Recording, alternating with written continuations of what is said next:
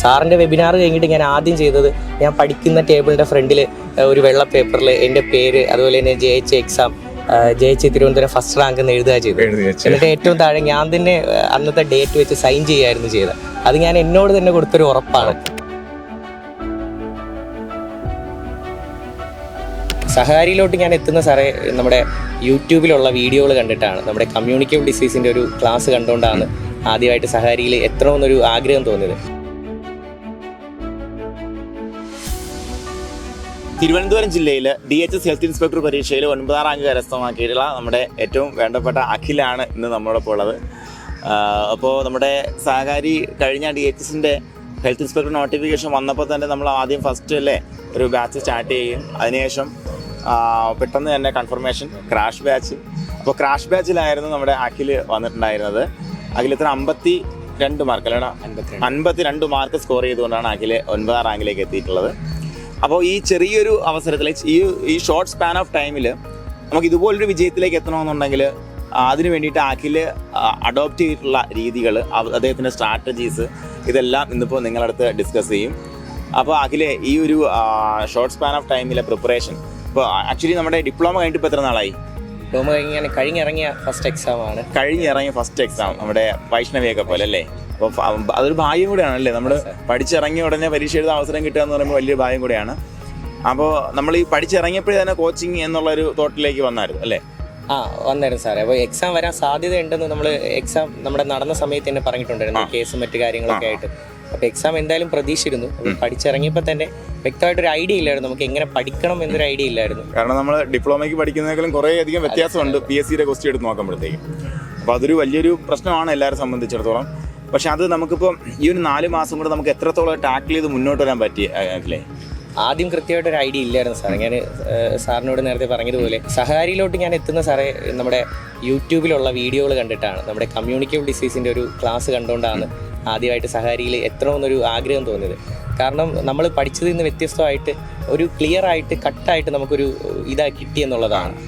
Class കഴിഞ്ഞ ഉടനെ അതുമായിട്ട് ബന്ധപ്പെട്ട previous question, multiple choice question, അതൊക്കെ വന്നതിന് ശേഷം അതുമായിട്ട് ബന്ധപ്പെട്ടാണ് സാറിന് മെസ്സേജ് അയക്കുന്നതും നമ്മുടെ ബാച്ചിൽ കയറുന്നത്.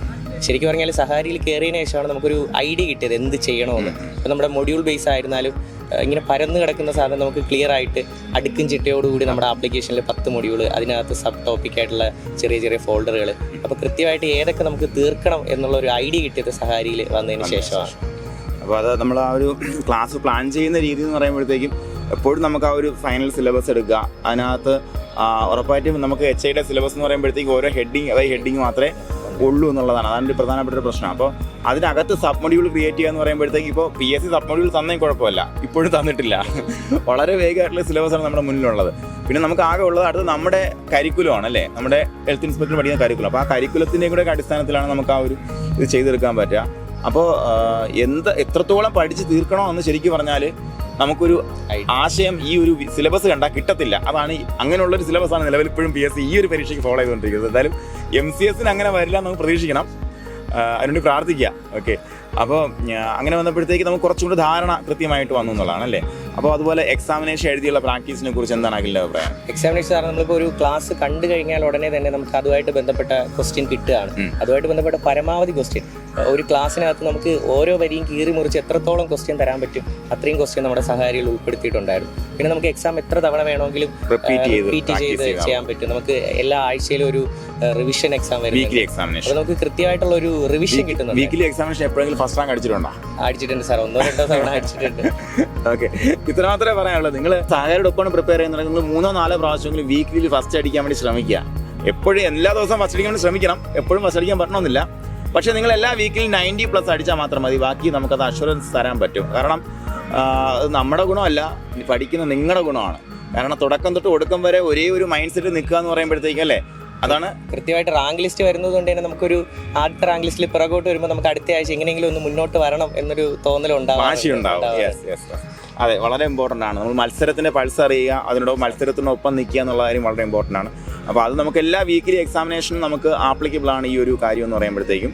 അപ്പോൾ അഖിൽ ഇപ്പോൾ നിലവിൽ MCSന് വേണ്ടിയിട്ട് വളരെ ആത്മാർത്ഥമായിട്ട് ശ്രമിച്ചുകൊണ്ടിരിക്കുകയാണ്. അപ്പോൾ എല്ലാവിധ ആശംസകളും അഖിലെ. അടുത്ത പ്രാവശ്യം MCSൽ ഫസ്റ്റ് റാങ്ക് വാങ്ങാനുള്ള ഒരു ഇതുണ്ടാവട്ടെ. അപ്പോൾ നമ്മുടെ ഉദ്യോഗാർത്ഥികൾക്ക് വേണ്ടി, പ്രധാനമായിട്ട് MCS നോക്കുന്ന ഉദ്യോഗാർത്ഥികൾക്ക് വേണ്ടിയിട്ട് അവരോട് എന്താണ് അഖിലിന് പറയാനുള്ളത്? ആദ്യമേ സാറേ ഞാൻ ഒരു മൈൻഡ് സെറ്റ് ഉണ്ടാക്കുകയായിരുന്നു ചെയ്തത്.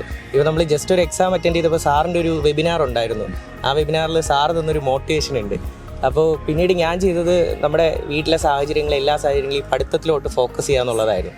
സാറിൻ്റെ വെബിനാർ കഴിഞ്ഞിട്ട് ഞാൻ ആദ്യം ചെയ്തത്, ഞാൻ പഠിക്കുന്ന ടേബിളിൻ്റെ ഫ്രണ്ടിൽ ഒരു വെള്ള പേപ്പറിൽ എൻ്റെ പേര്, അതുപോലെ തന്നെ ജയിച്ച എക്സാം, ജയിച്ച് തിരുവനന്തപുരം ഫസ്റ്റ് റാങ്ക് എന്ന് എഴുതുക ചെയ്തു. എന്നിട്ട് ഏറ്റവും താഴെ ഞാൻ തന്നെ അന്നത്തെ ഡേറ്റ് വെച്ച് സൈൻ ചെയ്യുകയായിരുന്നു ചെയ്തത്. അത് ഞാൻ എന്നോട് തന്നെ കൊടുത്തൊരു ഉറപ്പാണ്. ഇനിയുള്ള ദിവസങ്ങൾ ഉഴപ്പാതെ കൃത്യമായിട്ട് പഠിക്കണം എന്ന് ഞാൻ എന്നോട് തന്നെ കൊടുത്തൊരു ഉറപ്പാണ്.